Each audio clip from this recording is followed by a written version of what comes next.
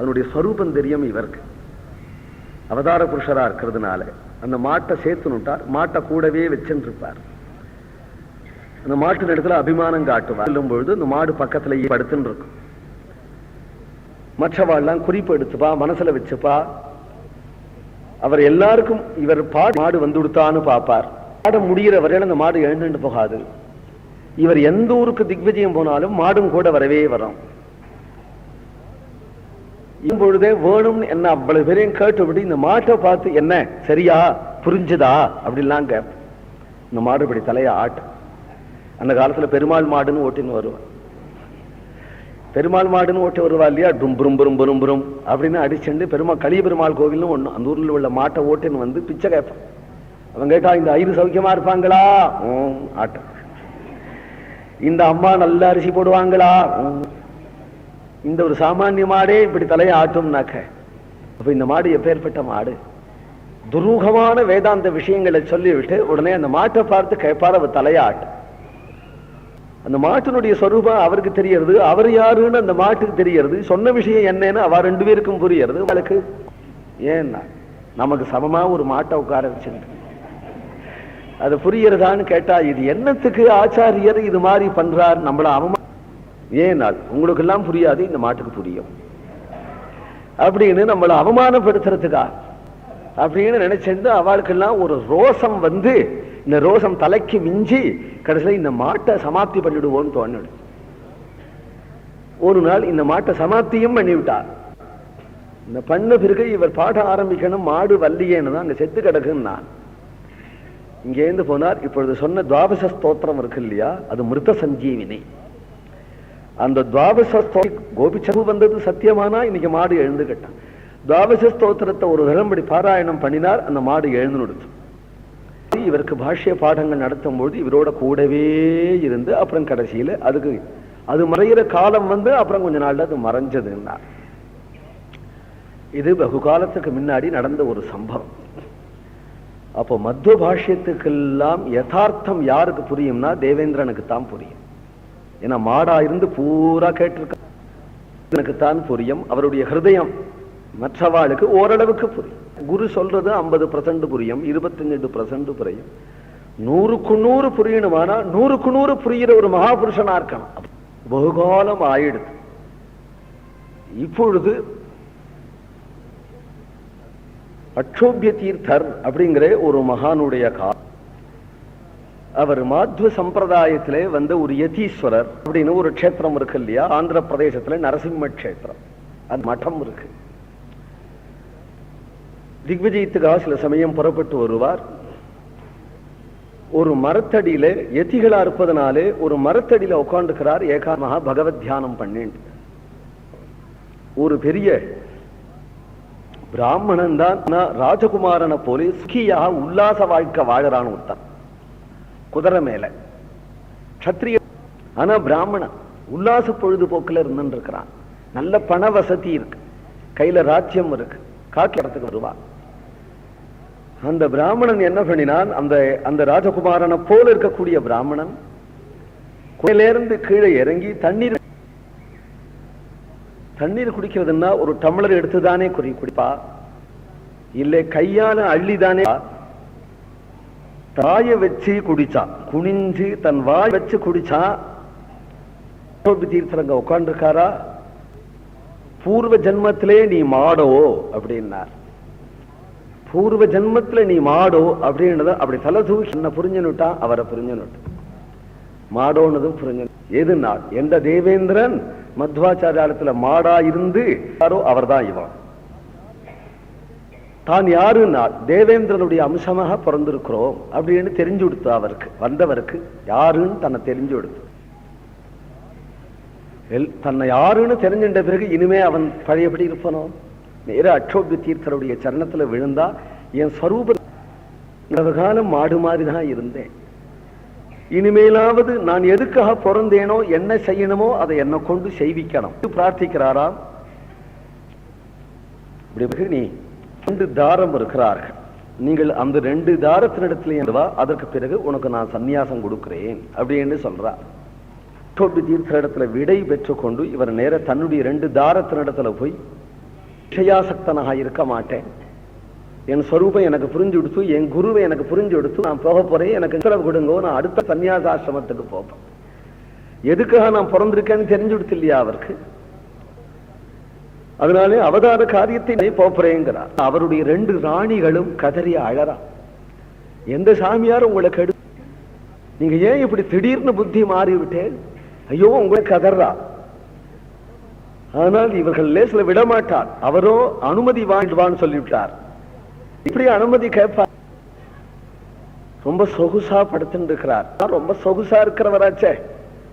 2 ராணிகள் 2 பக்கத்துல படுத்துட்டு இருக்கா.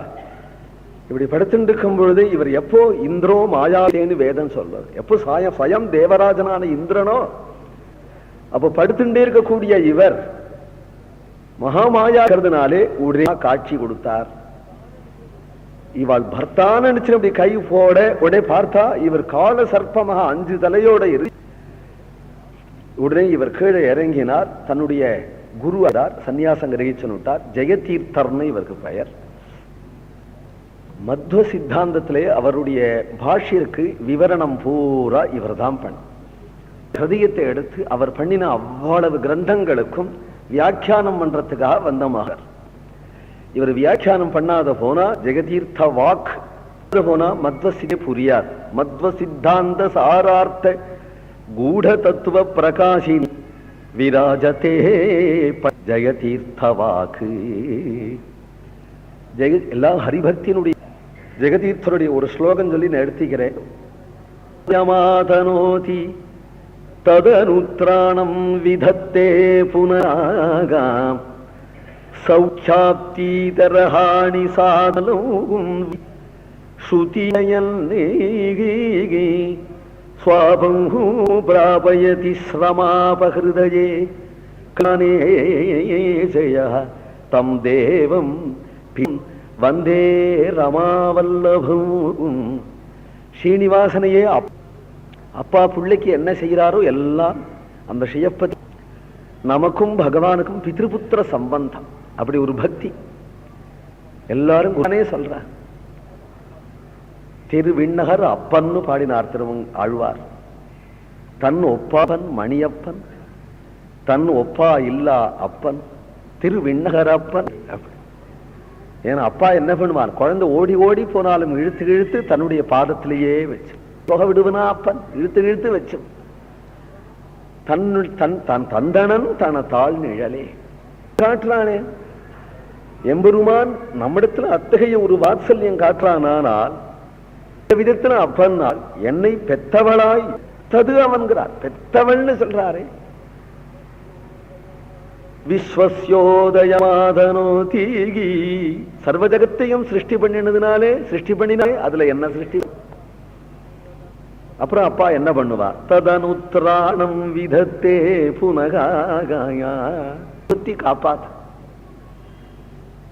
அதுபோல எந்த க்ஷணத்திலையும் தான சகசிராணி விபத்தானிச்ச. 1000 துக்கமும் 100 விபத்தும் பிரபஞ்சம். பிறந்ததுமே பட்டு போயிடும். ஆனால் ஆகாரம் கொடுத்து, பிறந்த பிறகு அம்மா பால் வழியா ஆகாரம் கொடுத்து, அப்புறம் நானா சாப்பிட்ற காலக்குன்னு தோணித்தோ அப்பெல்லாம் ஆகாரத்தை கொடுத்து, எனக்கு வேண்டிய ஆகாரத்தெல்லாம் அங்கங்க சிருஷ்டி பண்ணி அமெரிக்கா தான் போகட்டும் கவலையில் அங்கமும் எனக்கு ஆகாரம் வச்சிருக்கிறா ஈஸ்வரர் என்று என்னை சம்ரட்சிச்சு 60 முகனாகிறாரே. சௌக்கியாப்தீதரஹானி தெரியாம ஆயுதத்தையோ நெருப்பையோ விஷத்தையோ எடுக்க போனா இந்த இழுத்துன்னு அதுக்கு வேண்டியது மிட்டாயோ கல்கண்டு சாப்பிடு அப்படின்னு கொடுக்கிறது. எதுன்னு தெரியாத எனக்கு கெட்டதையே நல்லதுன்னு நான் பாஞ்சு ஓடும் பொழுது அதை நல்லதுன்னு நான் விலகி எனக்கு சங்கத்துல புகட்டு இதெல்லாம் கேளுடா எவ்வளவு நன்னா இருக்கு அப்படின்னு என்னை தேடி சத்சங்கம் சாப்பிட பண்ணி அதை கனி. நான் அர்த்த சங்கங்களுக்கே என்னை கண்டு பிடிக்காத பண்ணி அதெல்லாத்தையும் விலக்கி, எது கூடாதோ அதை விலக்கி, எது எனக்கு ஹிதமோ அதை தானே சௌக்கியாப்தி இதரகாணி சாதனமலம். என்ன நாள் ABCDலேருந்து ஆரம்பிச்சு எல்லா பாடமும் சொல்லி கொடுப்பாரு இல்லையா. அதுபோல அந்தர்யாமியாயிரும். இது இதிகாசம், இது புராணம், இதுக்கெல்லாம் என்ன அர்த்தம் அப்படின்னு அந்த சாஸ்திர ஞானத்தை நாம் படிக்காதபடியே எனக்கு சொல்லி கொடுத்து என்னுடைய கிருதாம் பண்ணு பக்தி ஸ்ருதீர் எஞ்சயல் நேகே. அது மட்டிலும் இல்லைன்னார் விசிராந்தி. அன்றாடம் குழந்தைய மடியில போட்டு தட்டி விசிராந்தி கொடுக்கிறா இல்லையா, அது ஸ்வம் அபீதி என்று உபனிஷத் சொல்றது. தூங்குறோம் இல்லையோ, தூங்குறது என்னன்னு நமக்கு தெரியலையே தவிர பகவான் கண்ணன் படுத்துக்கிறோமா. அந்தரியாமி கிட்ட அந்தரியாமியா கிருஷ்ணன். தூக்கம் இல்லை, பித்து பிடிச்சு போயிடும், அலைஞ்சது போமப்படு என்று அன்றாடம் தூக்கத்துல ஒரு விசிராந்தி கொடுத்து தன்மேல படுக்க வச்சு தான் முதுக தடனி. அப்புறம் ஜன்மா ஜன்மா புனரபி ஜனனம் புனரபி மரணங்கிறதுக்கு ஒரு விசிராந்தி வேணுமே அப்படிங்கிறதுக்கு பிரளயத்துல போய் ஒரு விசிராந்தி கொடுத்து அதையும் ஏகோ விஷ்ணு மகத்பூதம்னு தன்னிடத்துல அடக்கி கொண்டு தன்னிடத்துல தூங்க பண்ணி புனரேவ ததா சுஷ்டம் சூர்யா சந்திரபசு தாத்தா தூங்கி போயிடாம தூங்குற குழந்தைய எழுப்பி மறுபடியும் அந்த பிரளய திருபடியும் ஜகத்தை சிருஷ்டி பண்ணணும் என்று தொடங்கி மாத்திரார்த்தஞ்ச பவார்த்தஞ்ச ஆத்மனாயச்ச விஷய சுகங்களையாவது அனுபவிக்கட்டும், இல்ல மோட்சத்தையாவது அல்ல என்னிடத்துல பதாவது பண்ணட்டும். பஜனானந்தம் விஷயானந்தம் மோட்சானந்தம் என்ற மூன்றை கொடுக்கறதுக்காக உலகத்தை சிருஷ்டி பண்ணி இப்படி ஒரு அப்பாவா இருக்காரே, அப்படி ஒரு நமக்கு அப்பன் அப்படிங்க. ஏன்னா தமையனேன் பெரிய அப்படின்னு நம்மாழ்வார்.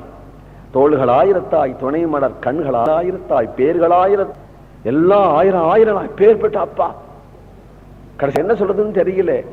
என் தகளைய ஆற தழுவினார், என்ன நானே இறுக்கி கட்டின்னு உனக்கு அர்ப்பணம் பண்ண, ஒருவனை எடுத்து அர்ப்பணம் பண்ண என்ன நானுனால் உனக்கு அபிமானப்பட்டவன் நானு தெரிஞ்சு கொடுத்து, எங்க அப்பா நீ உன் குழந்தை நான் தெரிஞ்சு கொடுத்து, நானே தழுவி என்னை உன் திருவடி உன் தாளுக்கு ஆட்படுத்தினேன் தமையனேன் பெரிய அப்பனே. பேர்பட்ட அப்பா காப்பாத்தியே தீருவார். அப்பேற்பட்ட ஒரு அப்பா ஒரு துணை இல்லையா அழ்வார். எல்லா மகான்களுடைய ஹிருதயமும் ஒண்ணுதானே. அந்த பிதிருபுத்திர சம்பந்தம் சர்வேசம் நமக்கும் எப்படி அழகு ஜெகதிக்கு. இந்த வாக்கு ஐம்பெருமானோட உனக்கும் பிதிருபுத்திர சம்பந்தம். உனக்கு அப்பேற்பட்ட அப்பா இருக்கா, நீ அநாத குழந்தை இல்லே சொல்லு, எங்க என்ன தைரியமா சொல்லு. இந்த ஸ்லோகம் எவ்வளவு ஹிதமா இருக்கு நமக்கு. இது போல கிரந்தங்களை பண்ணினார் ஜெகதீர்த்தர்.